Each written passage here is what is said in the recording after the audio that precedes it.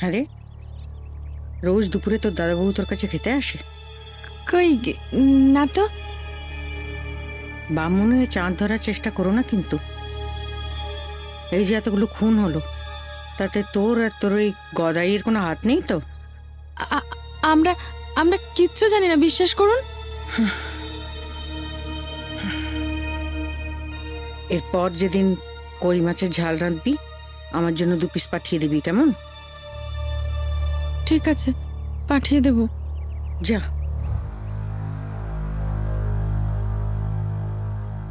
এই মেয়ের বলচাল আমার মোটেই ঠিক লাগছে না। তলে তলে যে কি করছে কে জানে।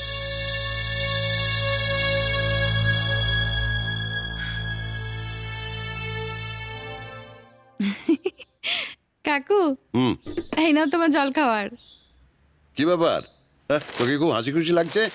আরে দেখো না, গদাইটা যে এক একটা কাণ্ড করে না, এক এক সময় রাগও হয়, আবার এক সময় হাসিও পায়। তা ঠিক বলেছিস। তবে কি জানিস, গদাইটা আছে বলে এই বৃদ্ধাশ্রমে হাসি ঠাট্টাটা কিন্তু এখনো বেঁচে আছে। সেটা তুমি মন্দ বলনি, কারণ আমি তো যে ঘরেই ঢুকি, হয় মন খারাপ, না হলে শরীর খারাপ। সত্যি, আমি না হয় বিয়ে থা করিনি, সংসার বলতে কিছুই নেই। এই একটি সঙ্গী পাওয়ার আশায় আমি এই বৃদ্ধাশ্রমে এসে রয়েছি। কিন্তু ওরা তো সব সাংসারিক মানুষ, ওরা এখানে পড়ে রয়েছে কেন? এক একজনের এক এক সমস্যা, জানো, সেসব বলতে গেলে অনেক সময় লাগবে। এই শোন না, এখন তো একটু এখানে বস, আমি এই একটু শুনি কার কি সমস্যা। আমার সমস্যা শুনতে খুব ভালো লাগে। আয় বস। হ্যাঁ, আমি পাগল হচ্ছি তো, কারোর ঘরে এখনো জলখাবার পৌঁছায়নি, আমাকে পেলে না আজ তো চিবিয়ে খাবে। আমি দৌড়ালাম। আরে দৌড়স না। ও সত্যি, এই মেয়েটা শুধু নামেই মা হয়েছে, এখনো শিশু বনা গেল না।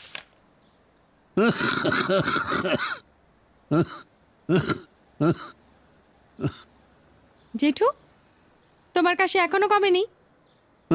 এই নাও, গদাই গরম চা পাঠিয়েছে, চুমুক দাও, কমে যাবে। না না, ও চা আমি খাবো না, আমার ভালো লাগে না। আচ্ছা, তুমি ডাক্তার দেখাচ্ছ না কেন বলো তো?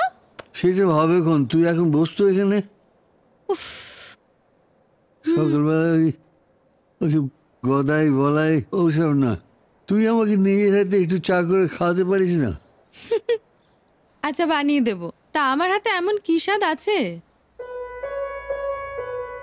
সে আর তুই জানবি কি করে? তোর করা চায়ের মধ্যে যে আন্তরিকতা, শ্রদ্ধা, ভালোবাসা থাকে, সেটা তো অন্য কারো করা চায় পাই না। কি যে বলো না তুমি। আমার বিয়ের পর মনিকার হাতে বানানো চা ছাড়া সকালবেলায় আমি আর কোনো চা খাই না।